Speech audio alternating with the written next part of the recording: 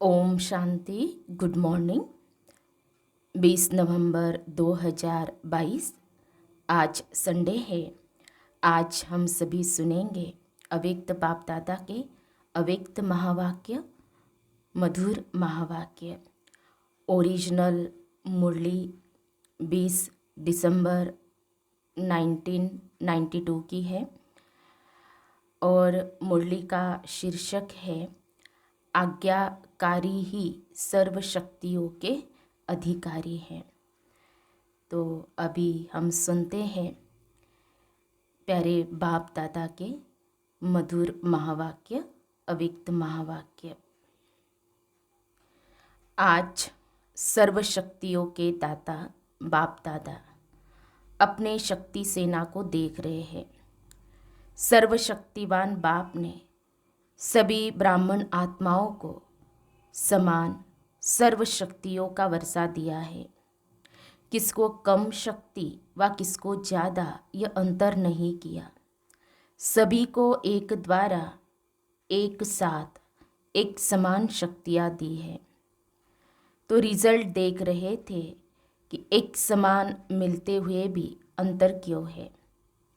कोई सर्वशक्ति संपन्न बने और कोई सिर्फ शक्ति संपन्न बने हैं, सर्व नहीं। कोई सदा शक्ति स्वरूप बने, कोई कभी कभी शक्ति स्वरूप बने हैं।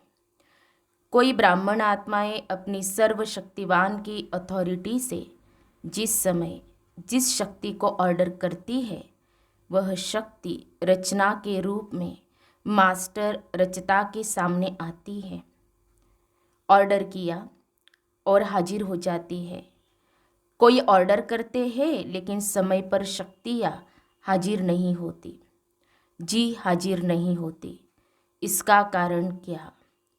कारण है जो बच्चे सर्वशक्तिवान बाप, जिसको हजूर भी कहते हैं, हाजिर नाजिर भी कहते हैं, तो जो बच्चे हजूर अर्थात बाप के हर कदम की श्रीमत पर हर समय जी हाजिर व हर आज्ञा में जी हाजिर प्रैक्टिकल में करते हैं, तो जी हाजिर करने वाले के आगे हर शक्ति भी जी हाजिर व जी मास्टर हजूर करती है। अगर कोई आत्माएं श्रीमत व आज्ञा जो सहज पालन कर सकते हैं वह करते हैं, और जो मुश्किल लगती है वह नहीं कर सकते। कुछ किया कुछ नहीं किया, कभी जी हाजिर कभी हाजिर, इसका प्रत्यक्ष सबूत व प्रत्यक्ष प्रमाण रूप है कि ऐसी आत्माओं के आगे सर्वशक्तियाँ भी समय प्रमाण हाजिर नहीं होती है। जैसे कोई परिस्थिति प्रमाण समाने की शक्ति चाहिए तो संकल्प करेंगे कि हम अवश्य समाने की शक्ति द्वारा इस परिस्थिति को पार करेंगे, विजयी बनेंगे। लेकिन होता क्या है, सेकंड नंबर वाले अर्थात कभी कभी वाले समाने की शक्ति का प्रयोग करेंगे। 10 बार समाएंगे लेकिन समाते हुए भी 1-2 बार समाने चाहते भी समा नहीं सकेंगे।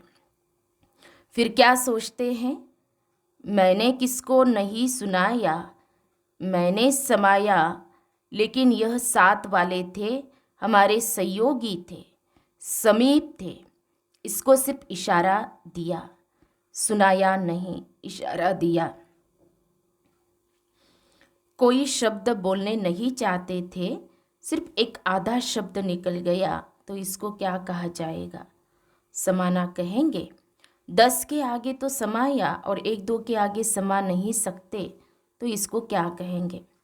समाने की शक्ति ने ऑर्डर माना, जबकि अपनी शक्ति है, बाप ने वर्षे में दिया है, तो बाप का वर्षा सो बच्चों का वर्षा हो जाता।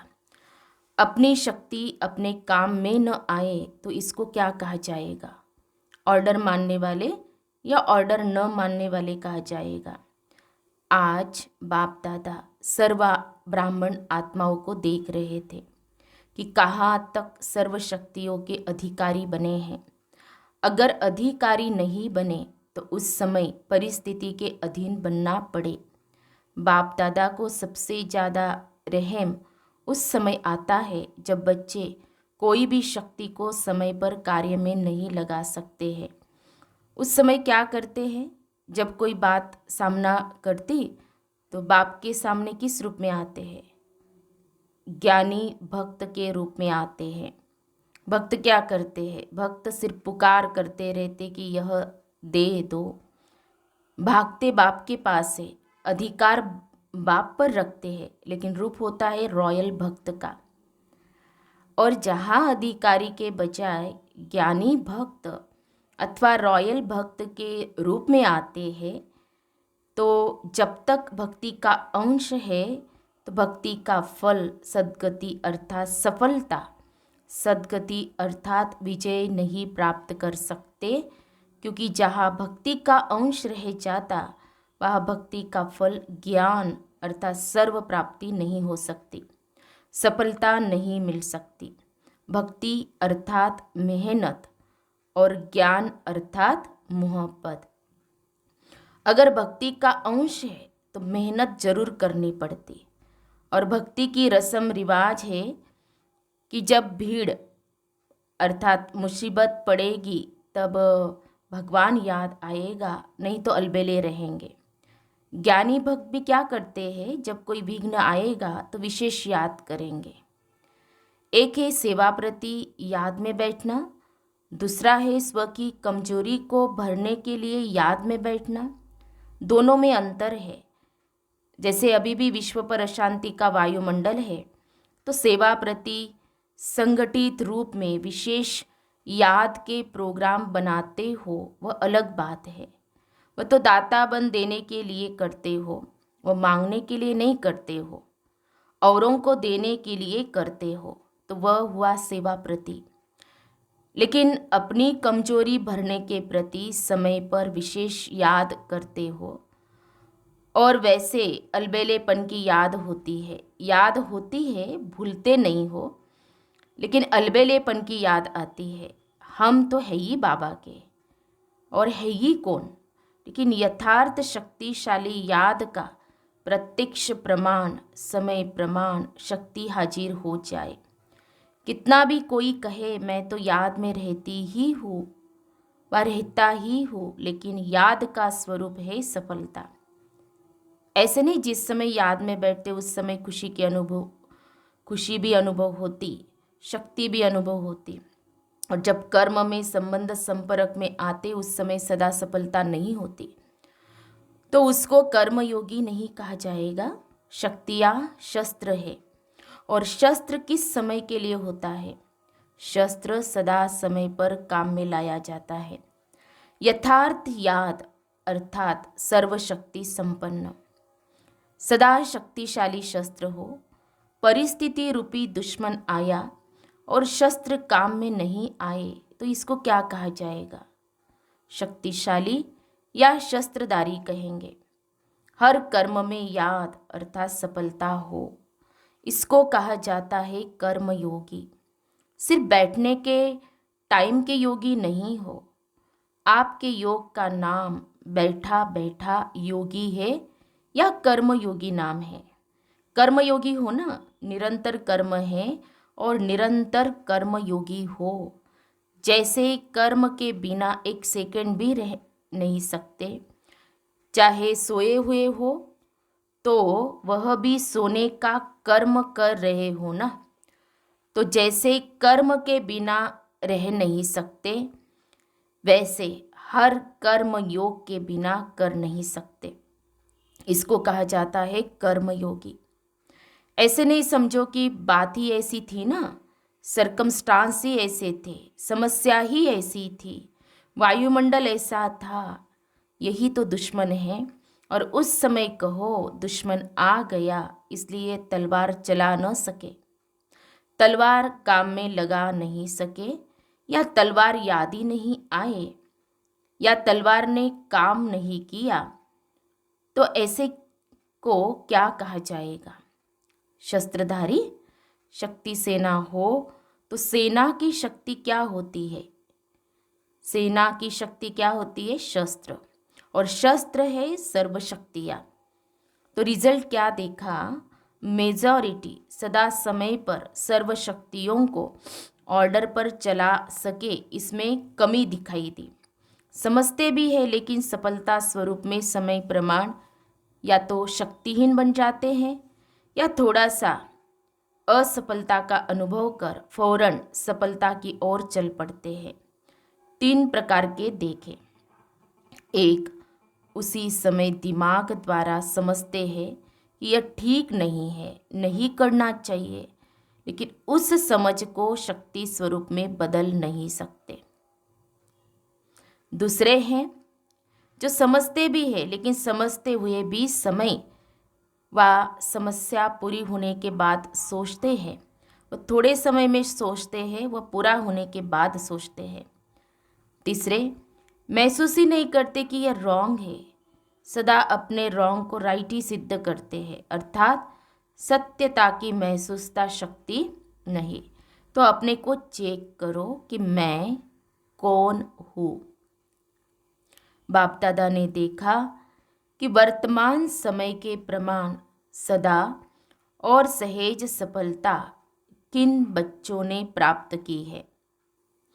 बाप दादा ने देखा कि वर्तमान समय के प्रमाण सदा और सहज सफलता किन बच्चों ने प्राप्त की।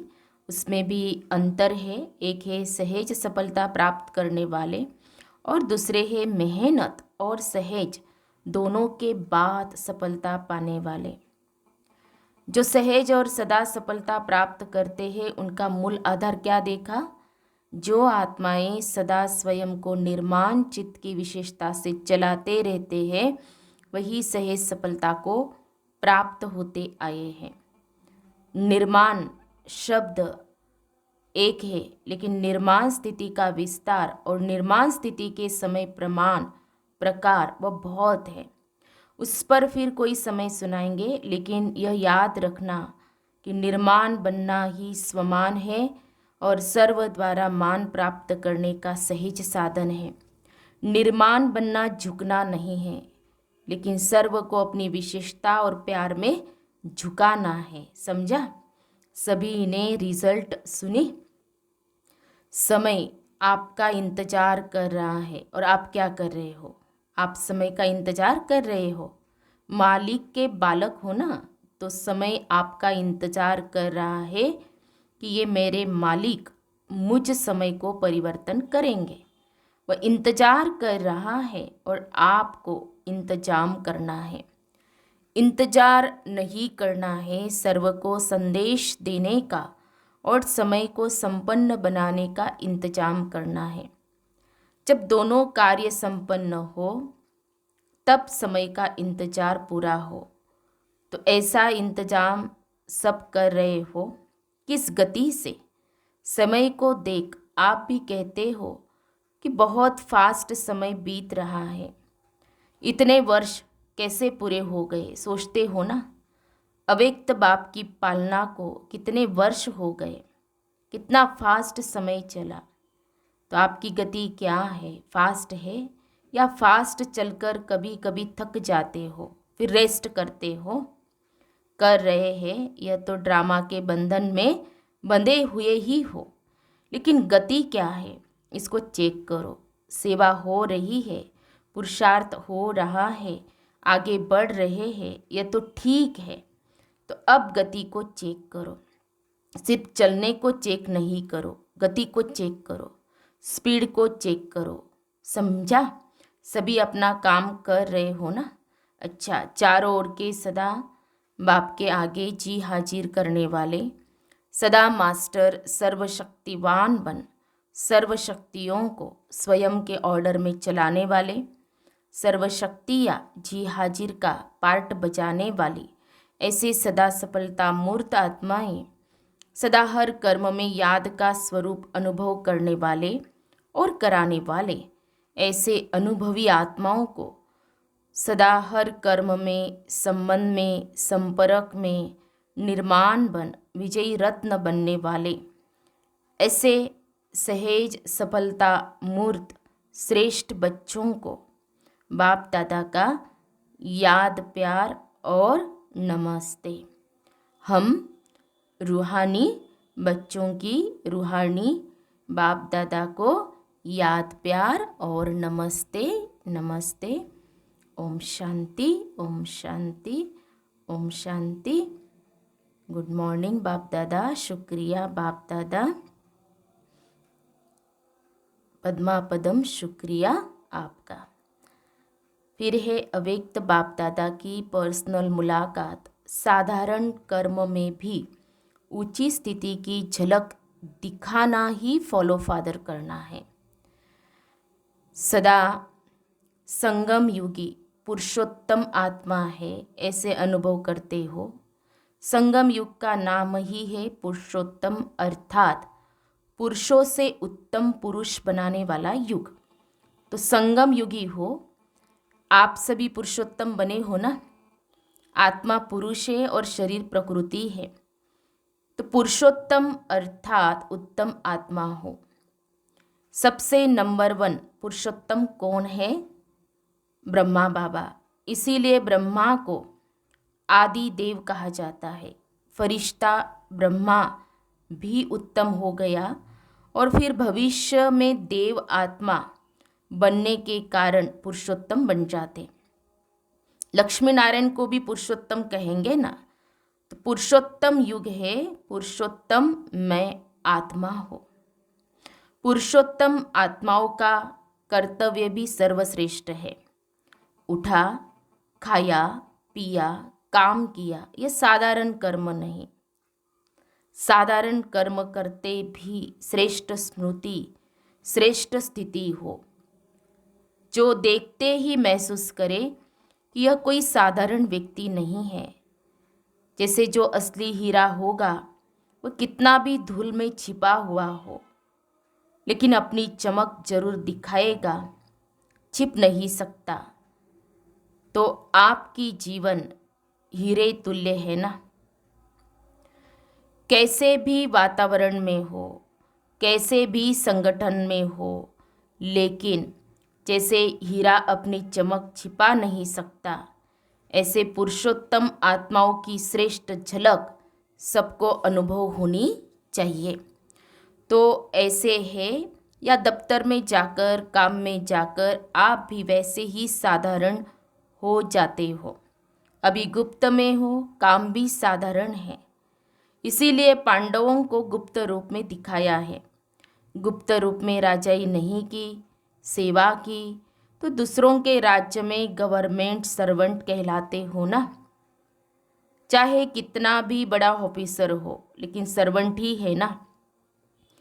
तो गुप्त रूप में आप सब सेवाधारी हो, लेकिन सेवाधारी होते भी पुरुषोत्तम हो, तो वह झलक और फलक दिखाई दे। जैसे ब्रह्मा बाप साधारण तन में होते भी पुरुषोत्तम अनुभव होता था।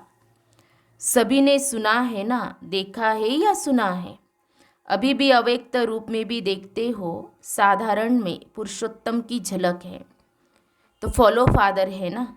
ऐसे नहीं साधारण काम कर रहे हैं, माताएं खाना बना रही है, कपड़े धुलाई कर रही है, काम साधारण हो, लेकिन स्थिति साधारण नहीं, स्थिति महान हो, ऐसे है। या साधारण काम करते साधारण बन जाते हैं, जैसे दूसरे वैसे हम नहीं। चेहरे पर वो श्रेष्ठ जीवन का प्रभाव होना चाहिए। ये चेहरा ही दर्पण है ना, इसी से ही आपकी स्थिति को देख सकते हैं, महान है या साधारण है। यह इसी चेहरे के दर्पण से देख सकते हैं। तो स्वयं भी देख सकते हो और दूसरे भी देख सकते हैं। तो ऐसे अनुभव करते हो, सदैव स्मृति और स्थिति श्रेष्ठ हो। स्थिति श्रेष्ठ है तो झलक ऑटोमेटिकली श्रेष्ठ होगी। जो समान स्थिति वाले हैं वे सदा बाप के साथ रहते हैं। शरीर से चाहे किसी कोने में बैठे हो, किनारे बैठे हो, पीछे बैठे हो, लेकिन मन की स्थिति में साथ रहते हो ना। साथ वही रहेंगे जो समान होंगे। स्थूल में चाहे सामने भी बैठे हो, लेकिन समान नहीं तो सदा साथ नहीं रहते, किनारे में रहते हैं। तो समीप रहना अर्थात समान स्थिति बनाना। इसलिए सदा ब्रह्मा बाप समान पुरुषोत्तम स्थिति में स्थित रहो। कई बच्चों की चलन और चेहरा लौकिक रीति में भी बाप समान होता है, तो कहते हैं ये तो जैसे बाप जैसा है।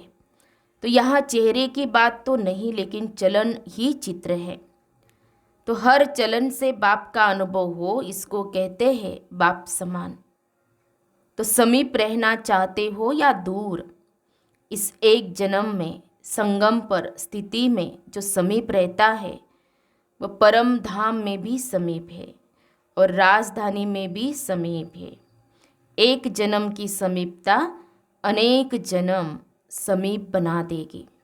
हर कर्म को चेक करो, बाप समान है तो करो, नहीं तो चेंज कर दो। पहले चेक करो फिर करो, ऐसे नहीं करने के बाद चेक करो कि यह ठीक नहीं था। ज्ञानी का लक्षण है पहले सोचे फिर करे, अज्ञानी का लक्षण है करके फिर सोचते। ज्ञानी का लक्षण है पहले सोचे फिर करे, अज्ञानी का लक्षण है करके फिर सोचते। तो आप ज्ञानी तो आत्मा हो ना, या कभी कभी भक्त बन जाते हो। पंजाब वाले तो बहादुर है ना, मन से भी बहादुर। छोटी सी माया चींटी के रूप में आए और घबरा जाए नहीं, चैलेंज करने वाले। स्टूडेंट कभी पेपर से घबराते हैं, तो आप बहादुर हो या छोटे से पेपर में भी घबराने वाले हो। जो योग्य स्टूडेंट होते हैं वो आह्वान करते हैं कि जल्दी से पेपर हो और क्लास आगे बढ़े। जो कमज़ोर होते हैं वो सोचते हैं डेट आगे बढ़े। आप तो होशियार हो ना, यह निश्चय पक्का हो कि हम ही कल्प कल्प के विजयी हैं और हम ही बार बार बनेंगे। इतना पुरुषार्थ किया है, आप नहीं बनेंगे तो कौन बनेंगे। आप ही विजयी बने थे, विजयी बने हैं और विजयी रहेंगे। विजयी शब्द बोलने से ही कितनी खुशी होती है। चेहरा बदल जाता है ना, तो सदा विजयी रहते वो कितना खुश रहते हैं। इसीलिए जब भी कोई किसी भी क्षेत्र में विजय प्राप्त करता है तो खुशी के बाजे बजते हैं। आपके तो सदा ही बाजे बजते हैं, कभी भी खुशी के बाजे बंद न हो। आधा कल्प के लिए रोना बंद हो गया। जहाँ खुशी के बाजे बजते हैं वहाँ रोना नहीं होता। अच्छा, फिर बाप दादा का वरदान है, देह अहंकार व अभिमान के सूक्ष्म अंश का भी त्याग करने वाले आकारी सो निराकारी भव। कईयों का मोटे रूप से देह के आकार में लगाव व अभिमान नहीं है, लेकिन देह के संबंध से अपने संस्कार विशेष है, बुद्धि विशेष है, गुण विशेष है, कलाएँ विशेष है, कोई शक्ति विशेष है। उसका अभिमान अर्थात अहंकार, नशा, रोब, ये सूक्ष्म देह अभिमान है। तो यह अभिमान कभी भी आकारी फरिश्ता व निराकारी बनने नहीं देगा। इसलिए इसके अंश मात्र का भी त्याग करो तो सहज ही आकारी सो निराकारी बन सकेंगे। स्लोगन है, समय पर सहयोगी बनो तो पदम गुना रिटर्न मिल जाएगा।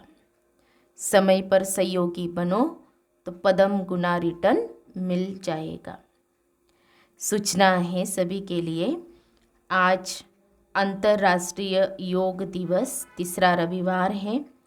सायंकाल 6:30 से 7:30 बजे तक सभी भाई बहनें योग अभ्यास में यही शुभ संकल्प करें कि मुझ आत्मा द्वारा पवित्रता की किरणें निकलकर सारे विश्व को पावन बना रही है। मैं मास्टर पतित पावनी आत्मा हूँ।